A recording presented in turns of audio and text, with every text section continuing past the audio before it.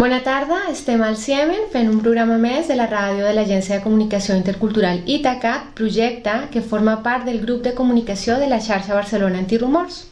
I avui tenim amb nosaltres a Najat El Hashim. Bona tarda, Najat. Hola, bona tarda. Ella és escriptora catalana, nascuda a Beneixidel, a la província marroquina de Nador. Ha publicat 5 novel·les i ha estat guanyadora el 2014 del Premi Ramon Llull i del Prix Ulisses a Còrsega pel seu llibre L'últim patriarca. El 2015 va obtenir el Premi Sant Joan de Narrativa per la seva novel·la La filla estrangera i ha estat Premi Ciutat de Barcelona el 2016. Avui Najat ens presenta la seva última novel·la que ha sortit aquest any, fa poc, i que es titula Mare de llet i mel. Per parlar d'aquesta novel·la ens acompanya Carles Penya, col·laboradora habitual d'aquest programa. Bona tarda, Hola, Carles. bona tarda. I bé, començarem parlant amb la Najat, d'aquest univers literari que l'envolta, ple de veus femenines úniques i d'una mirada catalana i a la vegada amaziga. Hola, bona tarda.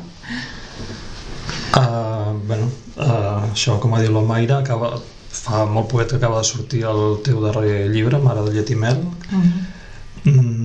És una novel·la en la qual la protagonista és la Fàtima, que és una dona amaziga, que, no desvetllarem el contingut de la novel·la, però és una dona que en un moment donat de la seva vida pren la decisió de marxar del Marroc i arriba a Catalunya, i això per ella doncs suposa un gran esforç, però també un alliberament, no? En certa mesura. És un llibre que va una mica amb la línia de dues novel·les anteriors que tenies, no? L'últim patriarca i La filla estrangera. De fet, aquest acaba on començaria La filla estrangera, no? Sí, o sigui, La filla estrangera s'acabava dient amb la protagonista dient escriure la història de la mare per ser per ella, per deixar de ser per ella, però ara no per no ser per ella però tampoc ser contra ella. O sigui, la necessitat de fer memòria de la història de la primera generació de dones i d'homes, però en aquest cas de dones que van emigrar, i per tant de refer una mica tot aquest passat immediat, no? de la protagonista. No és, la novel·la Mare de llet i mel no és diguéssim el punt oposat de La filla estrangera, sinó que abasta molt més, no? Perquè La filla estrangera era un monòleg en què la noia explicava totes les seves contradiccions i totes les dificultats en les que vivia com a filla de la immigració, i en canvi la història de la Fàtima és una novel·la amb dues veus. Llavors hi ha una veu que és la mateixa Fàtima que parla i que explica tot el que ha viscut des de que va marxar. O sigui, la narració és des d'un present en què ella està reunida amb les seves germanes després de molt de temps i els explica com ha sigut el seu viatge i tots els anys que han passat. I l'altra veu s'encarrega de narrar la infantesa i la joventut de la pròpia Fàtima en tercera persona i d'explicar com és la vida en una casa del Rif, de l'àmbit rural del Rif, que és una vida molt dura, moltes, com la vida pagès de sempre, no? Vull dir que és una vida en què hi ha molta feina a fer i a més la majoria de la feina s'encarreguen de fer-la les dones, no? Però també tot aquest sistema patriarcal típic, tradicional, com en aquest cas no hi ha una figura com hi havia en l'últim patriarca, no? Una figura clara, autoritària, que podem identificar com el patriarca, sinó que hi ha jo he intentat entendre tot el sistema, no? Tota la quantitat de normes quotidianes que es transmeten, no? L'educació, la cultura, tot això que va teixint com tot un sistema que que té les dones en una situació determinada. I si és veritat que el fet d'emigrar, que ella ho fa en unes condicions molt precàries, perquè no sap llegir i escriure, no sap tan sols on va, té un tros de paper amb una adreça escrita, que és el que s'agafa per poder continuar el viatge. I sí que ja dic, aquesta migració en condicions molt precàries és un procés molt dur, que la fa patir molt, però al mateix temps és una oportunitat, no?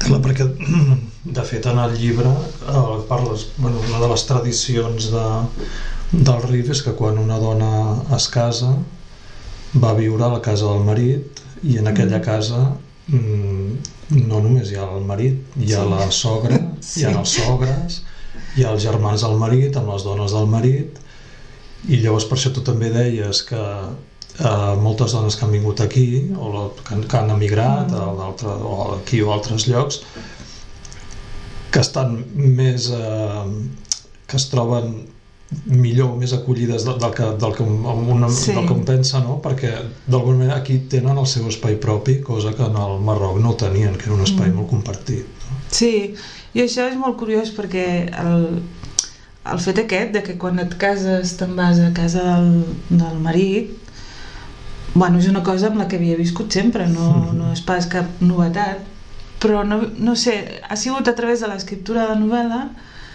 que d'alguna manera he com vist clar tot el que comporta això, no? Tu imagina't que des de petita et diuen no, casa teva no és aquesta casa en la que vius i en la que tens no sé, el teu dia a dia i és a casa teva, no? Casa teva no és casa teva, sinó que és a la casa del teu futur marit el que t'està destinat, no?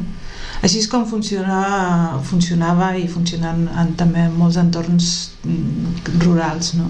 Vull dir, tot arreu. O sigui, a la Xina, per exemple, un dels motius un dels problemes que comportava el tenir un fill únic, la llei de tenir un fill únic en l'àmbit rural, era que les filles, si tenies filles només, les filles, vull dir, si tenies una filla només, se n'havia d'anar a casa del marit, no? Llavors això vol dir que et quedes sense... Però ja dic, jo no havia vist fins a quin punt, clar, això què suposa, no? Per la persona que ho està vivint, perquè, clar, com que és una cosa que forma part dels costums i de la cultura, ningú, no sé, està com normalitzat, però en realitat sí que crea un malestar, no? Molt important i un patiment.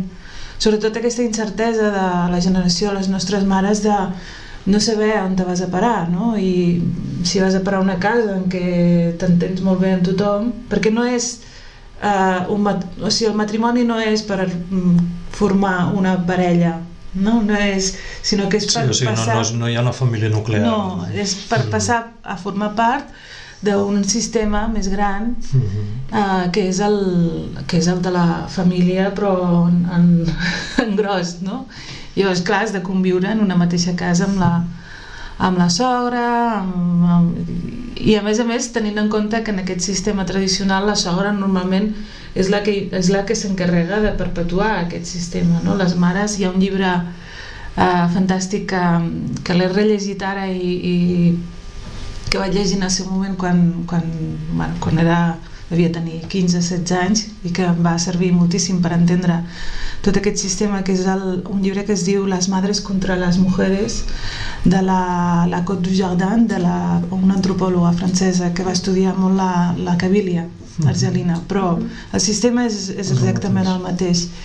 I ella explica això, com la figura de la mare és la que d'alguna manera quan es va fent gran i el fill ja és un fill en edat de casar-se, doncs adquireix un poder que no ha tingut en les etapes prèvies de la vida, i per això mateix es converteix en la persona encarregada de sotmetre la jove, perquè la jove passa a ser...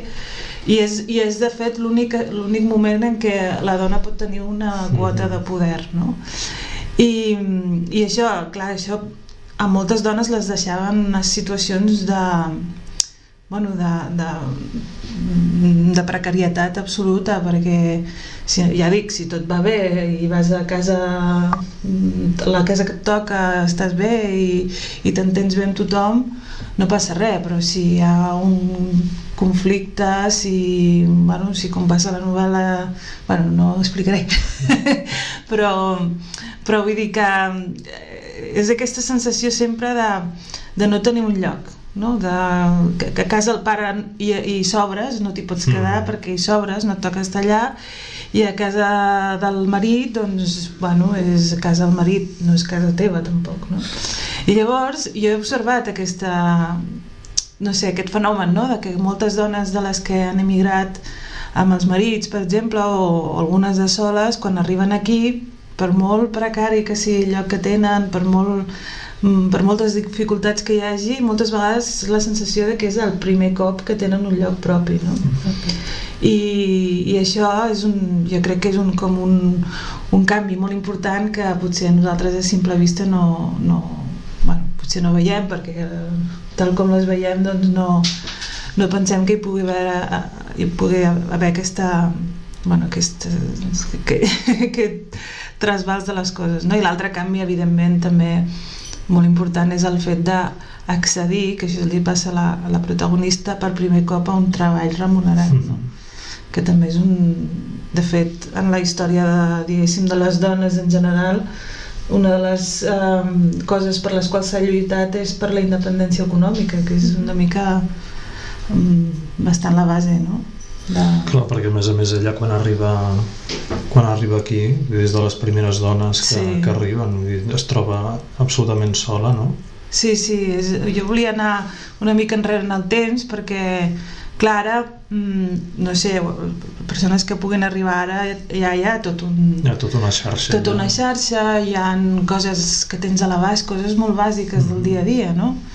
I fins i tot en els llocs on hi ha un col·lectiu més important del mateix origen, doncs hi ha una xarxa, moltes vegades es forma una xarxa de solidaritat entre les dones molt important, però al principi quan hi havia en molts llocs 3-4 famílies com a molt, o primer venien, clar, la majoria dels que venien abans eren els homes, cap als anys a finals dels 70 i els 80 eren els homes. De fet, hi ha un llibre del Jordi Puntí, que és el dels castellans, que parla de Manlleu, que és un lloc també de molta presència de masics, i ell descriu aquells primers homes, que és un llibre dedicat a la migració castellana, però al final de tot hi ha un capítol dedicat al nou fenomen, que és la migració marroquina, i llavors parla d'aquests primers homes que estaven sols, que també eren com personatges bastant peculiars, perquè estaven tots sols aquí al mig, sense, no sé, i molts d'ells els passava els passava això, que s'oblidaven que tenien... Tampoc direm gaire... No, però una de les coses que també m'ha permès descobrir la novel·la a vegades, o sigui, el fet d'escriure és com un procés de coneixement, no? O sigui, coses que penses que quan t'hi poses ja saps de què parlaràs, però després aprens moltes coses que potser el text t'hi porta, no? I potser no n'eres conscient, no? És com que rescates d'alguna part de l'inconscient. Però una de les coses que jo vaig descobrir escrivint aquesta novel·la és que a la zona aquesta del Rif el fenomen de la immigració és que no és nou, o sigui, fa dècades i dècades que la gent marxa d'allà, no? Clar, de fet, un dels primers llocs on marxava la gent era Algèria, no? També. Sí, tots tenim familiars que fins que es van tancar la frontera amb Argèlia van emigrar a Argèlia, i després, quan als anys 60 o així, van començar a emigrar cap a altres països d'Europa. Per exemple, el meu avi matern va viure 32 anys a Alemanya, a Düsseldorf, i a més era una migració que feien sols, o sigui, feien sols els homes, no es portaven les famílies, I a partir d'un moment donat les dones van començar a exigir marxar també, perquè clar, si a sobre que fas aquest pas de la casa del pare a la casa del marit i a casa del marit no és exactament el teu lloc, si a més l'home marxa i no hi és, vull dir, et deixa en una situació molt més precària, no? Perquè no tens, des de nivell econòmic, que si ja dic, ja no, hi havia homes que no se'n recordaven de que tenien una família allà, fins a, no sé, jo havia vist moltes d'aquestes dones allà, en origen, que estaven sempre esperant la carta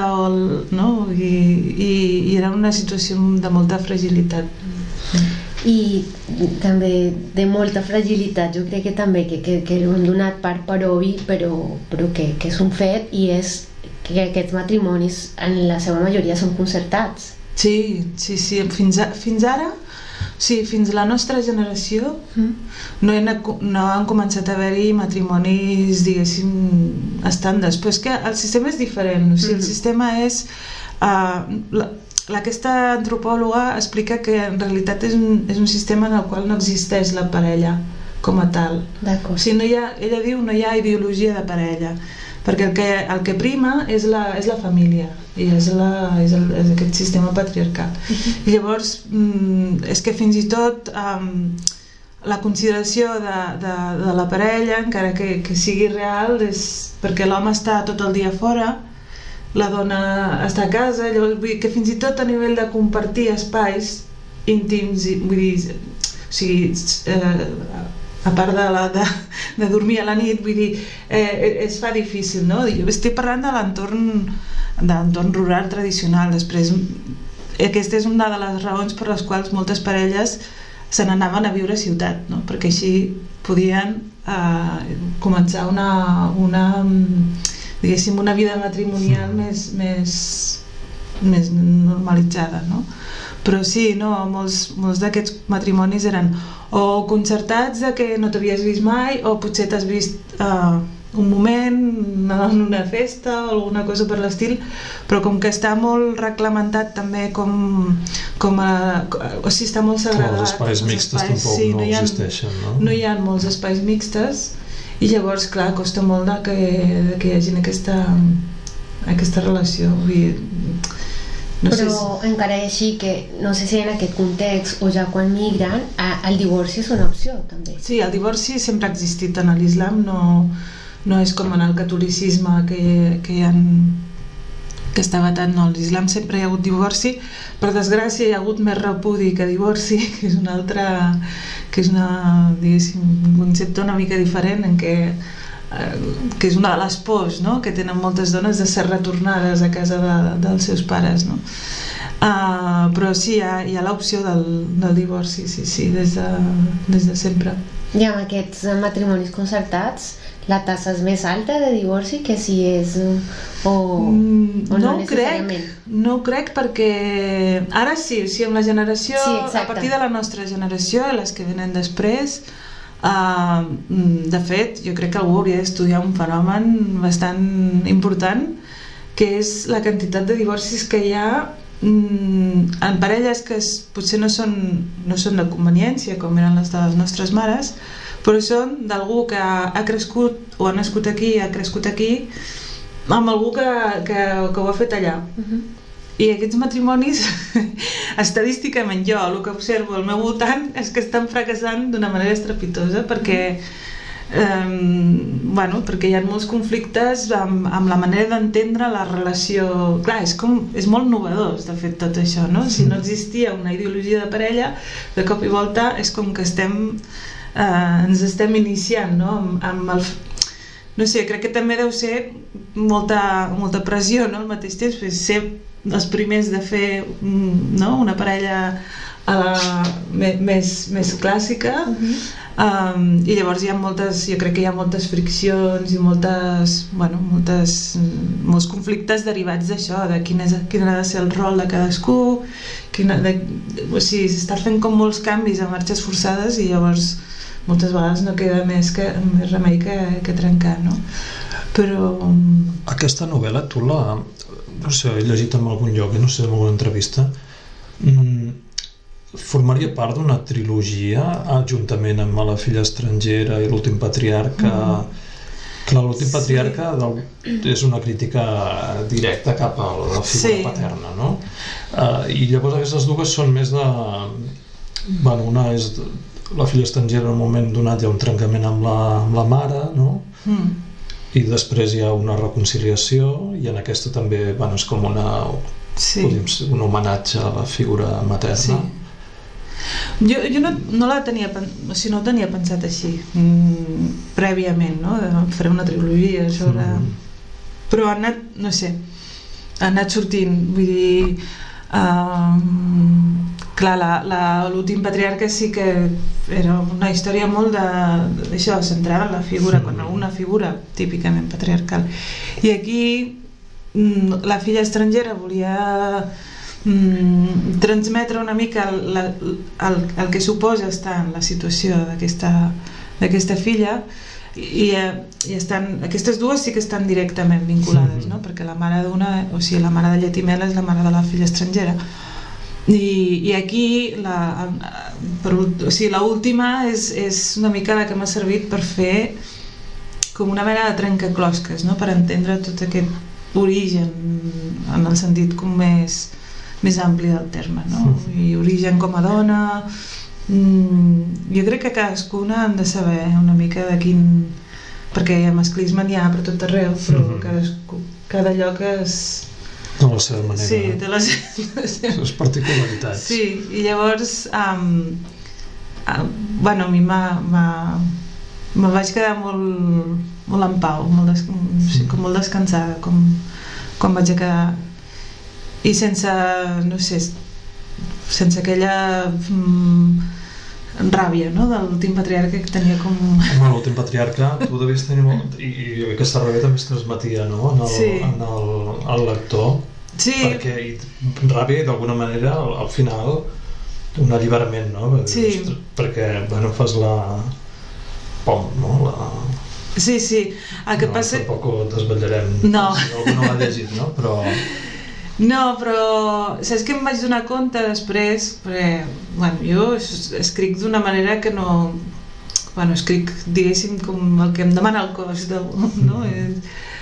Però me'n vaig donar compte que, o sigui, que l'últim patriarca sí que servia per veure, no?, tot aquest sistema així masclista, però després que el fet de que hi hagués una figura tan... que ocupava tant de lloc, no?, en tota la novel·la,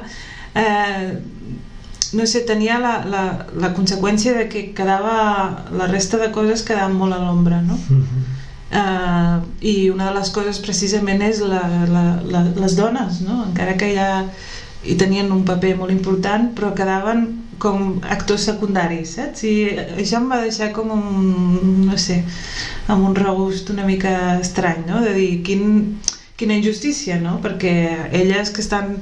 que això és una cosa que passa bastant amb les dones en general, no? Elles que estan allà aguantant, treballant, que des de petites s'han ocupat de tot i que es fan càrrec dels altres i que no sé, s'esforcen i deixen molt, no? I deixen la salut moltes vegades i deixen la vida, no?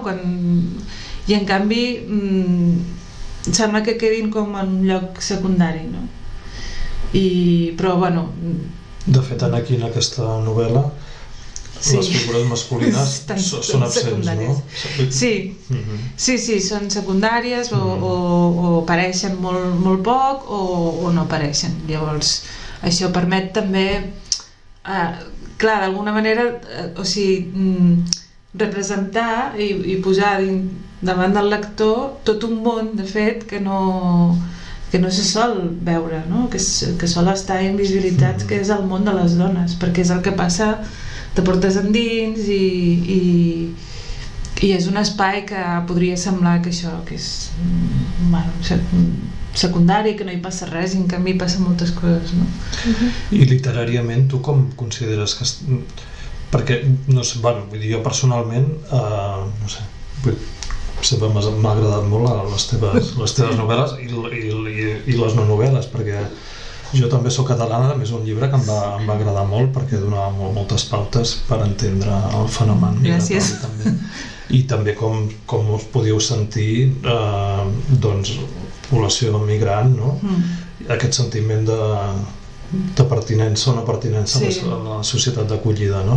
I que és molt interessant i a més molt sorprenent per l'edat que el vas escriure, no? Que eres molt jove. Sí, llegeix i no em reconec. Mira. Això sol passar. I trobo que, no sé, que aquesta novel·la que et consagra com... Jo per mi ets una de les grans narradores actuals. T'ho dic sense cap mena no li he pagat res, del panorama català actual.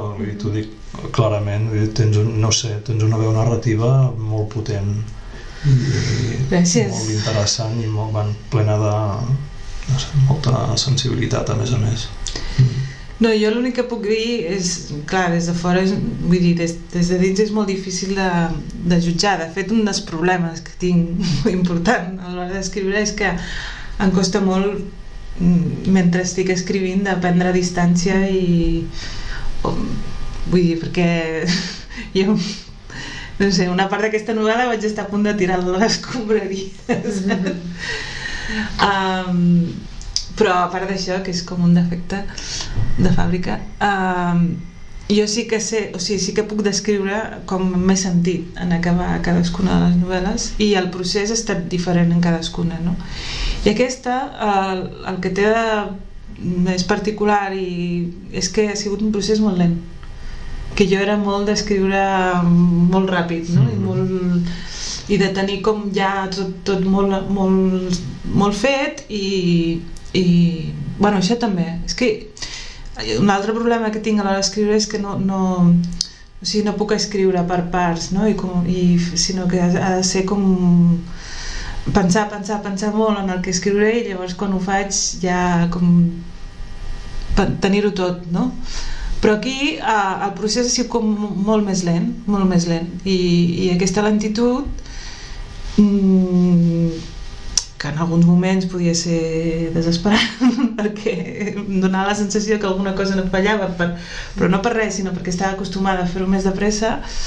Crec que m'ha anat bé, o sigui, a mi personalment, per entendre també el meu propi procés d'escriptura, que això tampoc no és una cosa que descobreixis així com així, o sigui, perquè jo crec que cada escriptor té el seu procés i no pots donar receptes que valguin per tothom, sinó que cadascú, no sé, hi ha persona que necessita prendre moltes notes i fer moltes provatures i després hi ha persona que no, vull dir, no sé, són processos molt individuals, no? I aquí, ja dic, aquesta lentitud a mi m'ha servit per veure que no sé, que continuo necessitant fent aquest procés com d'anar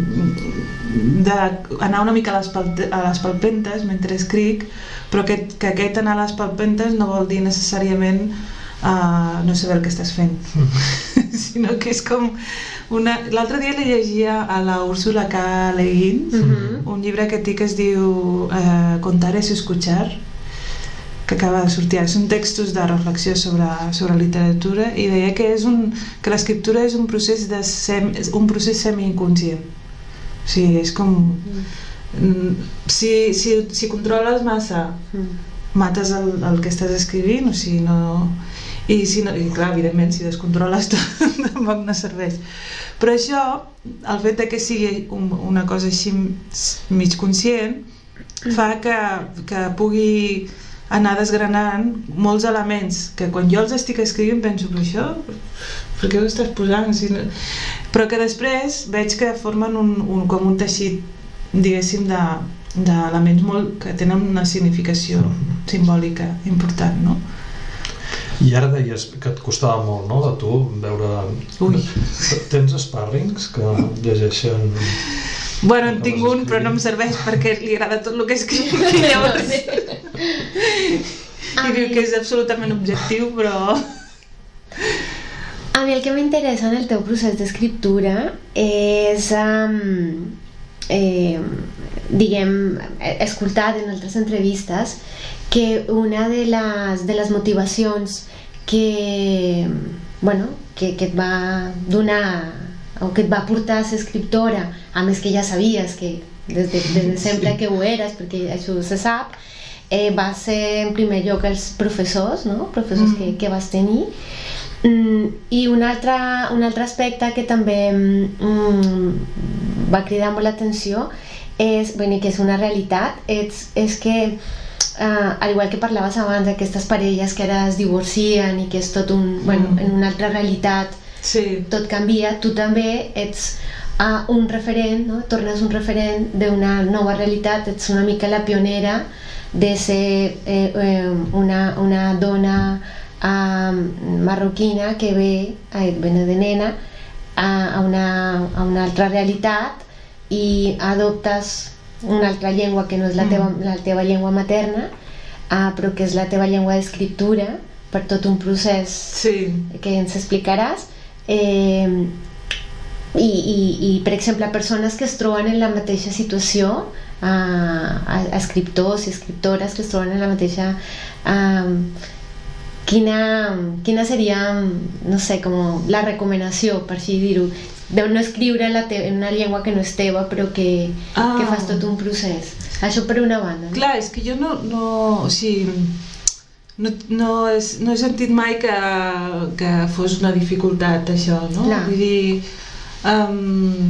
clar, vaig venir de petita, això canvia molt. Vaig venir amb 8 anys, llavors, no sé, escriure en català és com una mica el que em surt, natural, saps? Natural, o sigui, és com allò per defecte, no? Per defecte és el que em surt. Però, clar, això no vol dir que després, quan vols traslladar una determinada realitat en català, no et trobis amb dificultats. Jo, per exemple, aquí, com que hi ha molta part de la novel·la que està situada en el Rif, i a més molt en l'àmbit domèstic, que hi ha molta cosa, diguéssim, no sé, moltes coses del dia a dia que, clar, jo no sé com expressar, no? Però sempre trobes la manera. I de fet, per mi, una de les coses que ha resultat, diguéssim, divertida i que té un punt com molt de joc, en aquestes novel·les en què surt tot aquest paisatge, és precisament anar d'una llengua a l'altra, no? O sigui, estàs escoltant els personatges en amazic i llavors estàs escrivint en català, no? Exacte. Vull dir, jo crec que les fronteres de la literatura són molt amples, no? És precisament un lloc on pots crear, no? És un lloc de creació artística, de fet, no? Llavors, la creativitat pot anar també per, no sé, en altres països hi ha autors que fins i tot barregen llengües. Clar, jo si poso a escriure un llibre mig en amazic, igual el lector se m'enfada una mica, però vull dir, no sé, estic pensant en un Junot Díaz, que és de Neorrican, no? I que intercala molt, no només intercala moltes expressions en castellà, sinó que l'anglès té una estructura diferent i és semblant a... No és Spanglish, però ja s'hi veu molt, no? I veus molt aquesta sonoritat del castellà. Clar, això es pot fer en llengües que tothom coneix, més o menys, no? Però és igual, perquè... És igual, o sigui... Vull dir, l'autor és qui decideix el que fa i el que no fa. Bueno, i de fet és el que dius tu també, hi has posat moltes paraules amàsics al llarg del text. Sí, no tantes com la filla... Bueno, em sembla que no tantes com la filla estrangera, perquè la filla estrangera, clar, una de les coses sobre les que reflexionava era la llengua. I llavors feia... O sigui, aquesta reflexió metalingüística la incorporava al text mateix, no? I anava comparant termes en una llengua i l'altra, no? I és que és un procediment que és, bueno, jo trobo molt interessant, almenys a mi m'ha portat molt al llarg de la vida, i que estic segura que tots els que són fills o nets ja de la immigració i que tenen una llengua a casa i una altra llengua a fora, és un procediment que van fent. A més, no estem parlant d'una llengua, no sé, que tens molts recursos de consulta, un diccionari, no sé, no estem parlant de l'anglès i del català, no? Sinó d'una llengua amb unes altres característiques, però i escoltant a vegades els nens veus que fan unes coses, per exemple agafen un verb en català que no existeix en amazic o perquè el tenen més a mà i bueno, el típic, i llavors el fan servir com si fos un verb amazic, no? I això ho fan bueno, les mares també ho han acabat fent i hi ha molts... O sigui, jo crec que si algú es posés a estudiar l'amazic que es parla a Catalunya veuria que té unes característiques diferents de l'amazic que es parla a Bèlgica o que es parla a Alemanya, que també es parla, no? Les llengües són vives, no? Sí, són vives, però a més, com que és una llengua no normativitzada, en molts aspectes ningú es preocupa tampoc de si el que estàs dient és correcte o no és correcte però no, el text literari pot ser tot el llibre que es vulgui, llavors no... Jo crec que a vegades ens passa, no? Els autors en català a vegades que patim massa per la... Sí, de vegades van coses molt estranyes, escrites justament per això, per aquesta normativització de la llengua. És que a vegades aprens abans la norma que la llengua mateixa. Això és com una sensació de que segur que t'equivocaràs, no? I no. Jo crec que s'ha de poder jugar, o sigui, per poder enriquir la literatura s'ha de poder, el text, o sigui, si no estàs fent un assaig el que és narrativa ha de poder tenir molta llibertat. I molta flexibilitat. Sí. Al Marroc t'han traduït alguna de les teves obres? L'últim patriarca van traduir en francès i va arribar una mica, però després hi ha gent que se'ls llegeix en castellà. Sí, i no sé, he anat a vegades convidada per parlar dels llibres. I quina acollida hi tens? Clar, la gent que ve és que li interessa venir, llavors és bona, no? Després no sé, clar, és que no... Bueno, és que suposo que no els hi agrado, no vindran a les xerrades, però em va sobtar molt una cosa l'última vegada que vaig anar per primer cop a Nador, perquè jo havia anat a altres ciutats grans que per mi eren completament desconegudes i l'última vegada vaig anar a Nador i vaig estar amb alumnes de la facultat de Nador, que ara hi ha una facultat pluridisciplinar, i em va sorprendre molt tot el debat que es va establir entre ells mateixos i molt sobre una qüestió que semblaria que no, però que hi és i que preocupa molt, que és la qüestió de la sexualitat. Perquè jo crec que hi ha una necessitat de debatre així més obertament, perquè clar, vull dir, a Marroc inclús per llei segueixen havent restriccions molt importants en aquest sentit, no? Llavors hi ha com una necessitat de parlar, no sé, com de treure fora, perquè és tan tabú que realment no es pot abordar, tot i que la literatura marroquina en francès, per exemple, ja ha parlat d'això, no? Per exemple, el Driss Schreiber, que té una novel·la que es diu El passat simple, que parla també de la figura del pare i tota la qüestió de la sexualitat hi és molt present. El Mohamed Choukri també és però clar, d'actualitzar una mica perquè... De fet, ara ha sortit un assaig traduït al castellà de la Leila Slimani també sobre... Aquest l'he llegit i és una cosa molt senzilla però molt efectiva, que és que ella recull les converses que ha tingut en diferents zones del Marroc amb les que s'ha anat trobant sobre la qüestió de la sexualitat, i realment jo crec que és un llibre que qualsevol dona que tingui aquesta procedència s'hauria de llegir, perquè és com plantar-te un mirall a davant, no? Perquè moltes vegades entre que hi ha el tabú d'origen, no, aquest tema no es pot parlar. Després, quan en migració, també hi ha tota la por al racisme, no? En el sentit de que al final el racisme s'acaba convertint també en una mena d'una altra llei del silenci, perquè depèn de què dius, doncs se't pot girar en contra, no? Com a col·lectiu. I llavors al final estem com carregades de diferents lleis que fan callar més que no pas donen l'oportunitat de debatre. I a més, des d'aquí també, vull dir, en relació a l'origen, en un país com el Marroc moltes vegades pot passar que neguem o que no siguem conscients del lloc d'on venim, o que neguem aquesta realitat una mica com perquè ens fereix el sentiment d'orgull en relació al país d'origen, no? Jo crec que és una estratègia equivocada, perquè al final el resultat serà el de sempre, que són les dones i també els homes callant sobre un tema que provoca molt de malestar i que hi ha qüestions, ja dic, que fins i tot legalment estan legislades, no? O sigui, la qüestió d'arribar vers el matrimoni continua sent vigent. Llavors, això simplement té unes conseqüències terribles sobre la pròpia sexualitat de la dona, sobre les relacions, aquestes noves relacions de parella,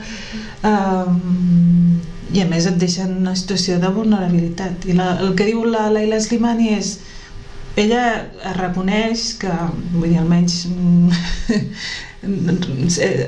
explica que és molt conscient que ella, com a pertanyent a la classe alta, doncs la seva situació és diferent, perquè el que marca també el que visquis una vida, diguéssim, de més llibertat o de menys llibertat en un país com el Marroc és tenir més recursos econòmics o tenir-ne menys. Vull dir, hi ha molta gent al Marroc que viu com si estigués vivint a París i no... Però clar, ella diu, jo no vull fer veure que aquesta realitat existeix, oblidant-me simplement perquè a mi personalment, doncs jo, si a mi em troben tenint relacions fora del matrimoni, puc pagar un suborn i ja està, però en canvi a una altra persona li pot suposar anar a la presó o és aquesta situació de vulnerabilitat, no? Però aquesta mateixa situació es trasllada aquí, amb aquestes famílies que veuen que tenen el seu espai propi, que ja es trenca una mica amb aquesta estructura familiar més gran. Sí, depèn molt del context, de la família, de si al lloc on estàs vivint, per exemple, hi ha més control social perquè hi ha un nombre més important de persones del teu mateix origen. Clar. Depèn molt de si escapes o sigui, jo crec que com més més segregació, més dificultats d'exclusió social, etc., més es reforcen els mecanismes de tota aquesta estructura d'origen, perquè alguna cosa t'has d'aferrar, llavors si no pots aferrar-te, diguéssim, a res del context en el que vius, perquè no tens, vull dir, t'està vedat el benestar del que gaudeixen els altres, és possible que aquesta... De totes maneres, és un canvi cultural molt important, vull dir que fins i tot en les famílies que estan molt ben, vull dir que estan bé, que no tenen cap dificultat de cap tipus, clar, hi ha una qüestió religiosa també, no? Darrere. Llavors, clar, el problema afegit a més és que vivint aquí no tens un context, o sigui, la religió és o el context, o una religió de context, vull dir, com nosaltres quan érem petits era el que ens transmetien les nostres àvies i els nostres familiars, o si està fora del context, llavors hi ha una situació en què no saps exactament què és i què no és la teva religió, com l'has d'interpretar. Llavors moltes vegades per interpretar-la anem a la lletra i aquí, clar, hi ha també disponible tota una corrent més restrictiva del que potser hi ha en el lloc on te vas créixer, no? Jo, per exemple, no sé, hi ha coses que en origen no... és que també s'hi barreja que hi ha també un procés molt de reislamització a tots els països, encara que són estranys, tots els països musulmans, com una corrent d'intentar tornar a una altra una religió més rigorista, perquè hi ha la idea de que potser s'han perdut els orígens, no? I llavors, no sé, és que clar, tot això són tot de fenòmens diferents que conflueixen i afecten al mateix temps. I que a més afecta com aquest procés d'identitat que ha d'obrir diferents fronts, no? Sí. I una mica parlant d'això i parlant una mica també dels diferents rumors i estereotips que recauen sobre la comunitat marroquina, per exemple, que ha anat canviant i que malauradament s'anen empitjorant, per exemple, ara a partir del 17 d'agost, no? I que ens ha tornat a posar sobre la taula una realitat que és en el que tothom som responsables. Fa poc parlàvem amb una persona que treballa amb el món de les AFAs, ara es diuen AFAs, les AMPAs, i parlàvem precisament del que va passar i va dir això és una responsabilitat de tots, no? I de totes. I això em va agradar perquè en aquest moment es va separar el nosaltres i els altres, no? I diguem, en gran part de la societat catalana s'ha pres això com també una responsabilitat seva, no un problema, una responsabilitat. No sé tu com veus això. Bueno, jo la veritat que amb els atemptats del mes d'agost també em van fer em van treure moltes venes dels ulls que no era conscient que tenia, i crec que sí que tenim un problema molt important sobre la taula, però tampoc crec que sigui just barrejar dues realitats diferents, perquè moltes de les, diguéssim, de les reflexions que hem anat fent després del 17 d'agost, parlem molt de la discriminació, parlem molt de l'exclusió social, del racisme, etc. I crec que és com d'alguna manera, no sé, barrejar dues esferes molt diferents. O sigui, hem de parlar de l'exclusió social, hem de parlar del racisme, hem de parlar de la discriminació, però no crec que estigui necessàriament lligada als atemptats. O sigui, no perquè una persona rebi insults racistes té més números per convertir-se en un terrorista, i la prova és que hi ha molts col·lectius que reben insults de tot tipus, i la majoria de persones que formen part vull dir, la majoria de persones de procedència marroquina aquí, cap d'elles, vull dir, molt poques, de fet clar, els que van cometre els atemptats són molt pocs en comparació amb el gran gruix de persones que reben agressions racistes, no? Llavors jo crec que quan es produeix un fet d'aquests, moltes vegades barregem les dues coses, i em sembla que no és, no sé, igual m'equivoco, però em sembla que no és pertinent, perquè l'altre és que estem parlant d'un fenomen mundial, estem parlant d'una ideologia, estem parlant no sé, d'una manera d'una corrent de pensament que no sé, que penetra, no? en la mentalitat, en els caps d'aquests nois, i que els no ho sé, també jo crec que també hi ha d'haver algun factor personal, no només perquè també aquesta ideologia hi és disponible per molts, no? Però crec que hauríem de parlar d'això, no? De quina és la ideologia que hi ha al darrere dels atemptats, no només per prevenir possibles, bueno, esperem que no hi hagi mai més, però vull dir, no només per prevenir, sinó per vacunar, sobretot els nostres joves, els més joves, contra aquesta realitat, perquè de vegades ni tan sols som capaços d'identificar-ho. I jo crec que això és un problema que tenim i que hem de posar sobre la taula i que no hem de negar ni silenciar, perquè a vegades, per no provocar més rebuig i més racisme, neguem aquesta realitat, i aquesta realitat existeix, i existeix des de fa molts anys, vull dir, no és un invent d'ara. Llavors s'ha de prevenir, i jo crec que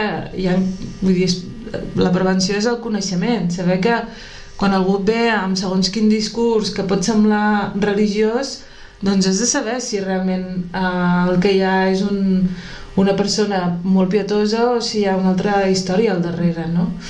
I crec que s'ha d'identificar el fonamentalisme també quan té formes no violentes, perquè per mi el fonamentalisme és també una ideologia que separa i que ens aïlla de l'entorn i que a més ens demana que no siguem, o sigui, que la nostra pertinença no és ni l'origen del qual vam venir, perquè ens diuen que la manera de practicar la religió de les nostres famílies és equivocada, ni el context en el que estem vivint, perquè evidentment com que no són musulmans doncs no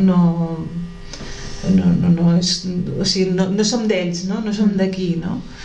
I llavors això és molt perillós, perquè t'està col·locant en una pertinença virtual que a més es desmarca de les persones que tens properes, no?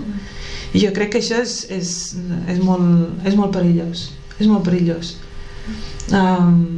I llavors crec que ens hem de vacunar, o sigui, jo penso en les mares de Ripoll, les mares, i em sembla que deu ser terrible, o sigui, posar-se en la seva pell, perquè a més quan et veu un fill, tu ets musulmà i et veu un fill que de cop i volta és més rigorista en la seva manera de practicar l'islam, evidentment no se t'encenen les alarmes. Vull dir que és tot un fenomen pel qual no estem preparats. O sigui, podem identificar, per exemple, un jove que, no sé, que comença amb la drogadicció. Bueno, costa, però vull dir, sabem el que és, no? Jo què sé, els trastorns alimentaris, no? Sabem el que són. Hi ha un coneixement públic sobre aquestes realitats i podem d'alguna manera combatre'ls. Sí, o almenys lligar caps, no? Però en canvi, sobre el fonamentalisme i sobre la branca violenta, jo crec que evidentment és difícil de prevenir, no? Però en allò que puguem prevenir potser hauríem de fer-ho, no? I a mi em va sobtar també que la reacció moltes vegades fos de voler negar aquesta realitat, no? I de no parlar d'aquesta realitat. Vull dir, jo personalment ho vaig viure en pròpia pell perquè vaig escriure sobre aquesta qüestió i en canvi em vaig trobar amb persones que em deien que no tocava parlar sobre això i jo no m'ho prenia com, no sé, jo crec que tampoc no podem deixar que sigui només l'extrema dreta la que parli d'aquestes qüestions. No pot ser que només els racistes puguin parlar d'aquestes qüestions, perquè si no ens quedarem sols amb aquest problema, ens quedarem aïllats amb aquest problema. De fet, hi ha hagut molt poc debat. És que no n'hi ha hagut. No n'hi ha hagut. És una cosa que m'espanta una mica, també perquè el nostre debat principal és un altre. Però públicament no n'hi ha hagut. I jo crec que també hem de valorar la feina que hem fet fins ara, que és una altra de les coses que jo just al primer moment de l'atemptat em vaig començar a mirar a tothom pel carrer per veure si em mirava diferent o si... I me'n vaig donar compte de que algú hi devia haver que em mirava d'una altra manera, però en general no, o sigui, en general no. Llavors jo crec que això també s'ha de posar en valor, que aquí hem estat fent feina des de fa molts anys amb tots aquests temes i que a veure, la persona que vulgui tenir motius per discriminar l'altre, jo crec que els tindrà hi hagi un atemptat o no, no? Però no sé, jo crec que hem de posar en valor també tota la feina que hem fet, perquè no sé, som molts, no? Vull dir, no podem semblar minoria perquè l'altra veu, la del racisme, és molt forta, sobretot ara que s'expressa a través de les xarxes, no? Que és crida com, més. Sí, crida més, però clar, hi ha tota la resta, és que a vegades... Sí, però sembla que tota la resta també és com que tu dius, hi ha com una por de ser políticament incorrecte i parlar d'aquesta realitat, no? D'aquest fonamentalisme del que no coneixem, de que no tenim control. Que diu, no? Que estem deixant el discurs a l'extrema dreta, no? Sí. Jo crec que és molt... Sí. Jo crec que és perillós això, perquè no ens hem de... O sigui, jo crec... No sé, jo no m'ho agafo com que estic parlant d'una cosa que només pot passar als que... Perquè, a veure, també hi ha moltes persones que no són de família musulmana i a través de les xarxes el que sí es converteixen... Sí, és veritat. No ho sé, no soc cap expert en el tema ni molt menys, però tot el que sigui un debat públic serè, sense no sé, perquè jo vaig trobar a faltar que després dels atemptats van dir no, ja està tot, no sé, vull dir, m'està molt bé que s'invoqui, no? Que Catalunya és terra d'acollida, etc, però és que aquesta no és la qüestió, aquest no és el problema, no és un problema de que Catalunya sigui o no sigui terra d'acollida. Hi ha un altre tema que no podem deixar de parlar i és, ara ja la propera setmana és el Dia Internacional de la Dona Treballadora, sí. Que hauria de ser tots els dies, és tots els dies, i més com en aquesta última novel·la i també és un tema recurrent teu, que és la dona i la dona masiga, la dona marroquina, i aquesta veu o aquesta nova mirada que tu pots transmetre en les teves novel·les, però que també és un altre tema que crea prejudicis, no? I que crea una altra mirada negativa, no? Sí. I és el niqab i tot això, que fins a on arriba com aquesta llibertat, no? Per exemple, tu no ho portes i no...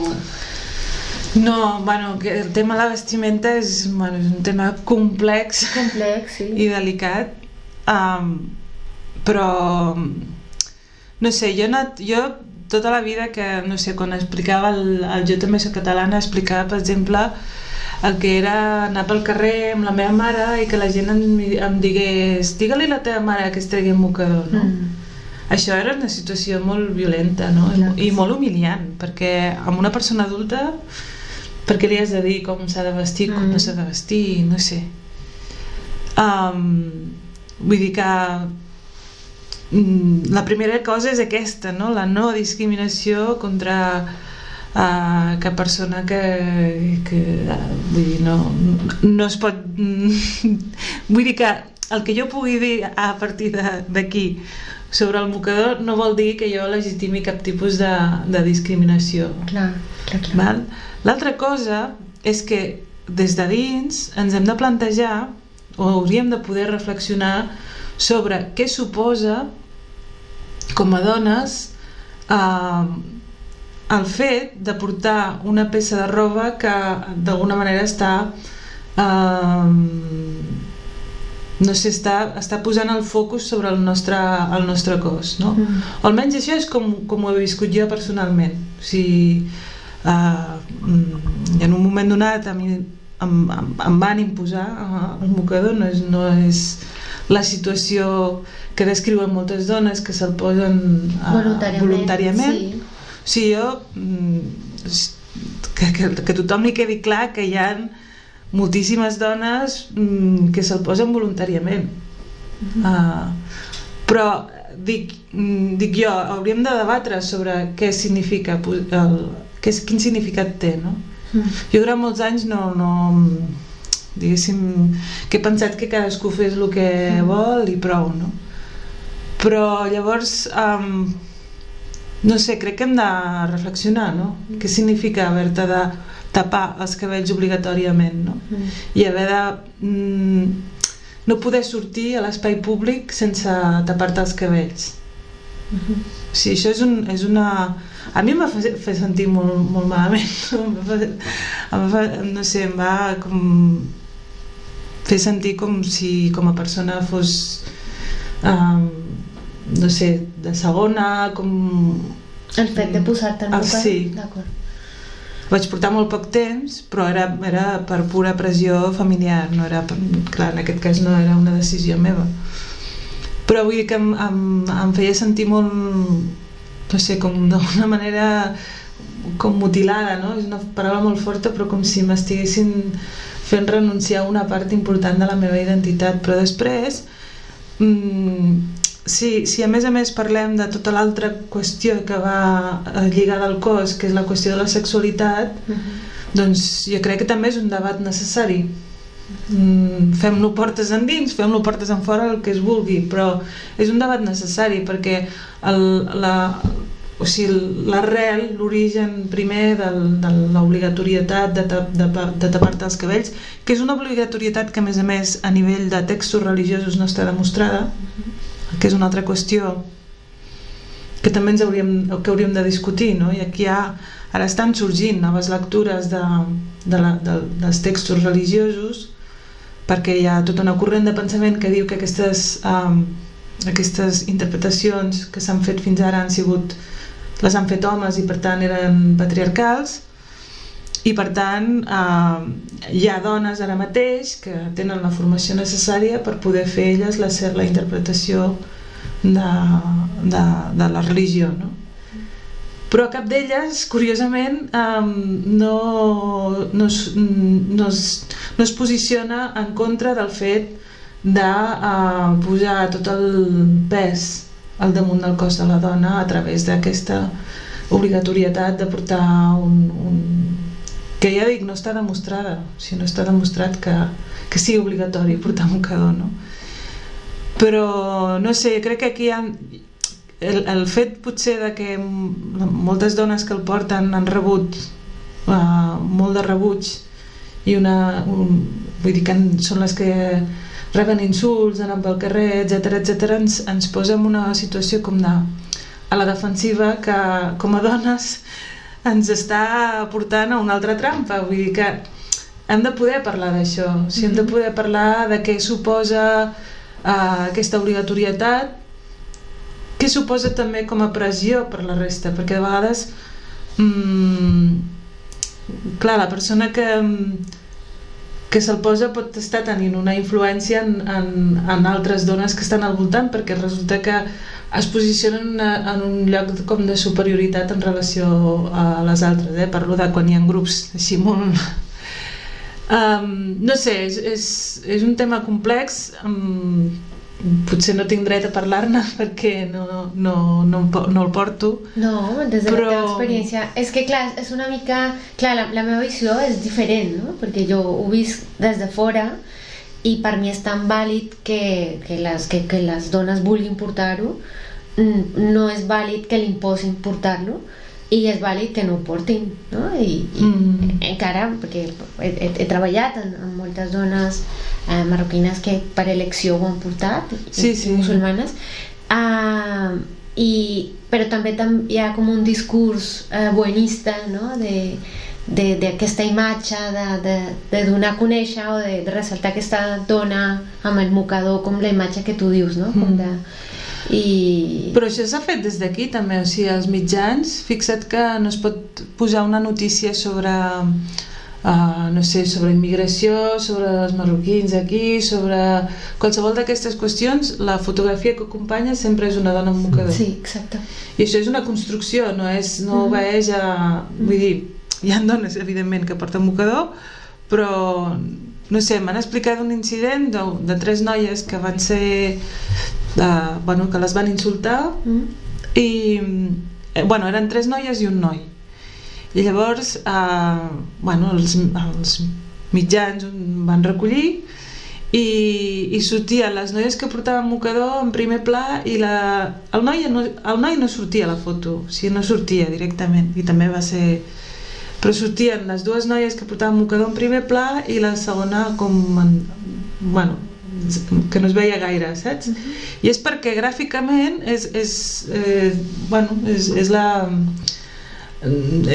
hem construït això, saps? Hem construït i va ser molt curiós una vegada, perdona, que vaig... Sabeu que a Tunísia s'ha aprovat, és el primer país del món àrab que s'ha aprovat una llei contra la violència de gènere. Doncs jo, quan va sortir aquesta notícia, vaig escriure un article, llavors anava buscant la informació, no? I era molt curiós perquè em ficava en mitjans tunisencs i la fotografia que acompanyava tot de dones, la majoria sense mocador i alguna amb mocador. I quan anaves a mitjans d'aquí trobaves totes les dones amb mocador. I clar, això té una influència també, vull dir, perquè si tu no et pots identificar més que portant mocador és...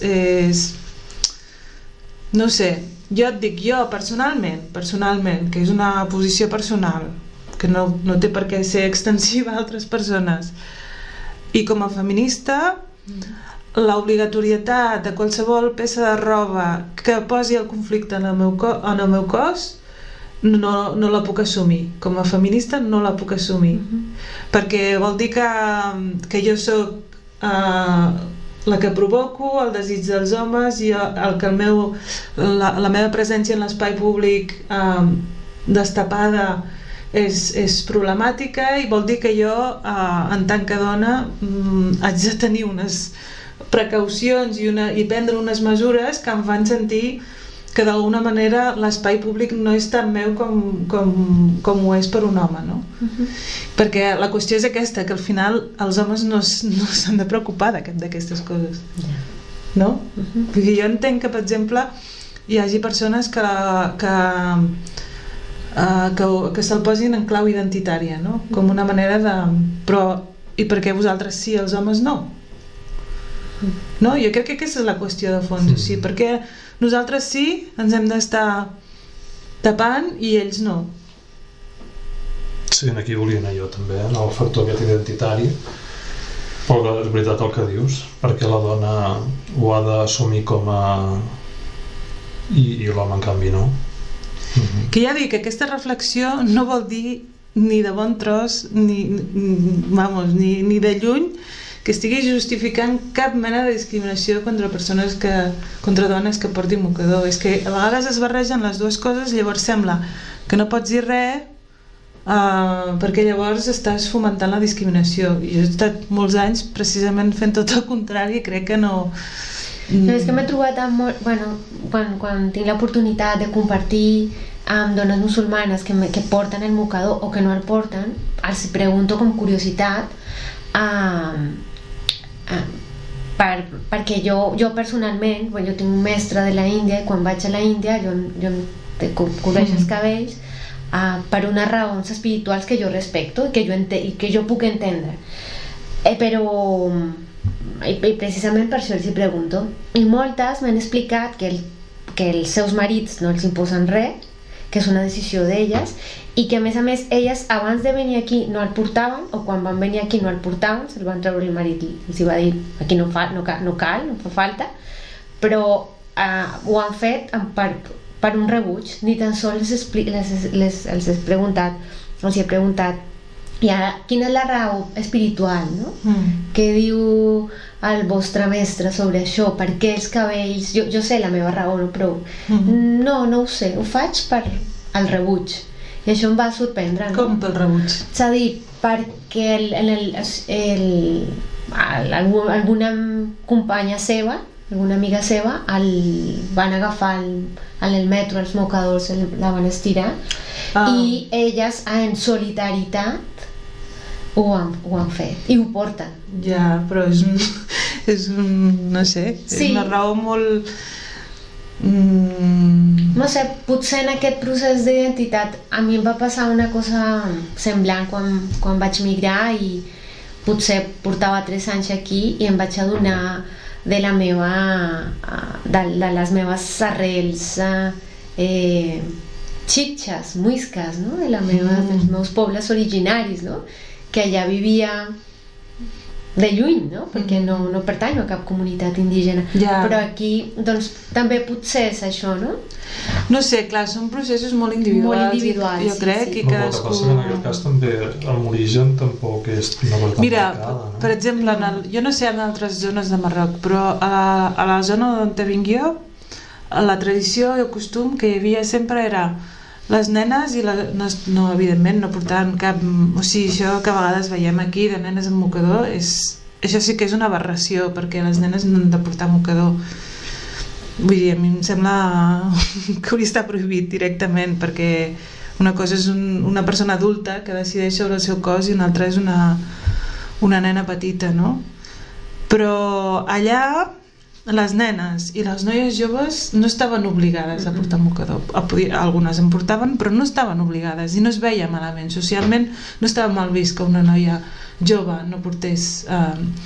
El que sí que estava molt mal vist era que quan es casava que no portés mocador, perquè les dones casades, o sigui, és com un distintiu. El mocador, a la zona d'on vinc, ja dic, no sé com funciona en altres llocs de Marroc, el mocador és un distintiu de dona casada.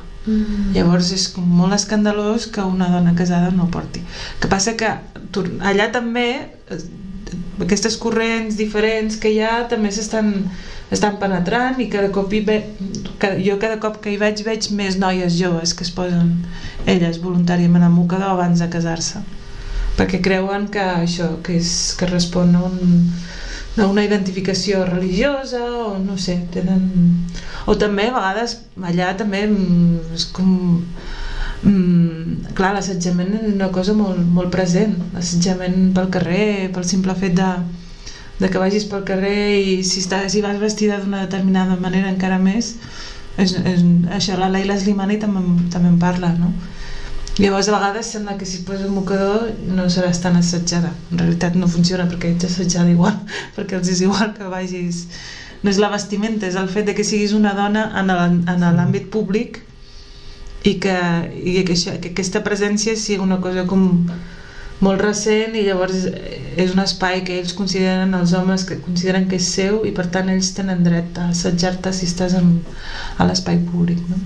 No sé, és un tema, ja dic, complicat, que clar, jo la postura que jo tinc no puc parlar per les persones que el porten, però ja et dic, jo com a feminista i des del feminisme no puc assumir cap norma sobre el cos, de la mateixa manera que no puc assumir, no sé, que algú em digui que voluntàriament doncs es fa cirurgia estètica, no? Sí, és una cosa voluntària, però jo crec que no s'hauria de mutilar el cos de cap dona en nom de cap valor estètic, no? O, doncs el mateix, no sé.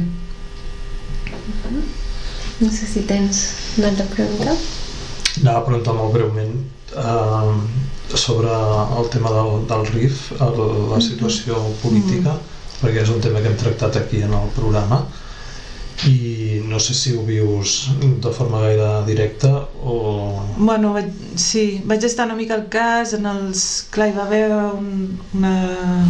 ara mateix no sé com està, però hi va haver unes revoltes molt importants l'any passat i l'últim que sé és que hi ha hagut una repressió brutal. Sí, de fet els caps més visibles, hi ha hagut molta gent detinguda, encara ho estan. Detinguda, però nenes de 14 anys detingudes. I clar, això ha sigut un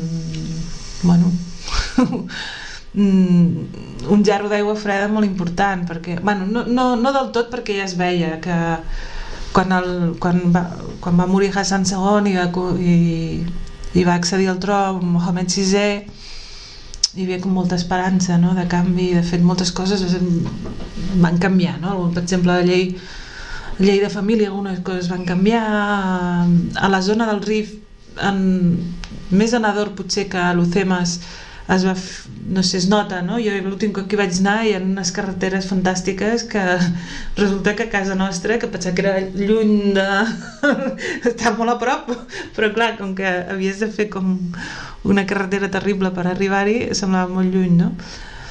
Però després, clar, això no s'ha... No sé, jo crec que hi ha hagut més un canvi d'imatge, més que un canvi real, no? I llavors això no s'ha traduït en una millora substancial de les condicions de vida de la gent. Hi ha moltes mancances. La província de Lucemas encara més, que ja dic, que la de Nador, per exemple, ells en les protestes aquestes una de les coses que demanaven era una universitat més propera, perquè si han d'anar a Nador doncs té un cost que molta gent no es pot pagar, un hospital oncològic, perquè em van parlar també d'això, que hi ha un nombre importantíssim de persones que pateixen càncer, i bé, i feina per als joves, perquè no tenen cap mena de perspectiva de futur, no? Durant molts anys la perspectiva era la migració, però ara la migració és molt difícil, i a més, durant l'època prèvia a la crisi, les famílies que estaven aquí anaven enviant diners, no? I les remeses servien a molts per viure. Vull dir, era un element per sostenir l'economia de la zona.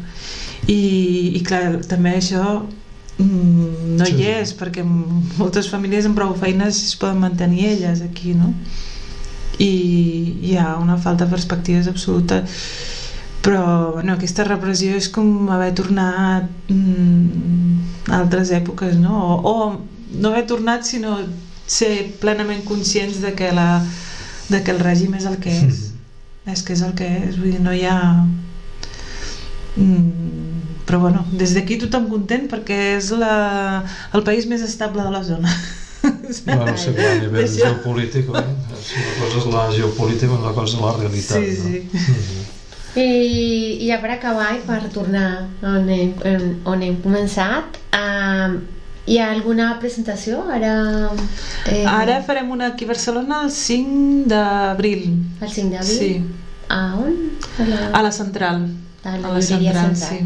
D'acord. I bé, doncs recomanarem... Ja deixa'm fer propaganda, però el club de lectura de la llibreria L'Illa serà el llibre que ens llegirem de cara al mes de maig. Al mes de maig. Jo he dit la més propera, no és per... Sí, ja aniràs, imagino, no? Sí, i tant. I clar, no es pot tancar sense parlar també del futur. En què estàs treballant ara? Si es pot saber. Bueno, estic en una cosa intermitja i no... Bueno, molt bé, encara no sé què és. Però bueno, després en posarem altres... No sé, és que no es pot parlar gaire abans, perquè... Bueno, de moment a gaudir això que ha nascut ara, no? I doncs res, convidem a tothom a que compri el llibre de la Najat El Hachmin, La mare de Yetimell, d'edició 62, i també recordar a la gent que se subscrigui al nostre canal, així li arribaran més entrevistes, les actualitzacions, i moltíssimes gràcies per haver vingut, ha estat tot un plaer. Moltíssimes gràcies, Carles, i ja saps que aquest és un espai que tot surt per YouTube, que ara és la nova eina, però en la mancança d'espais culturals que n'hi ha i d'espais interculturals també, doncs aquest que ha nascut fa poc, doncs espera poder estar aquí per... Enhorabona. Moltes gràcies.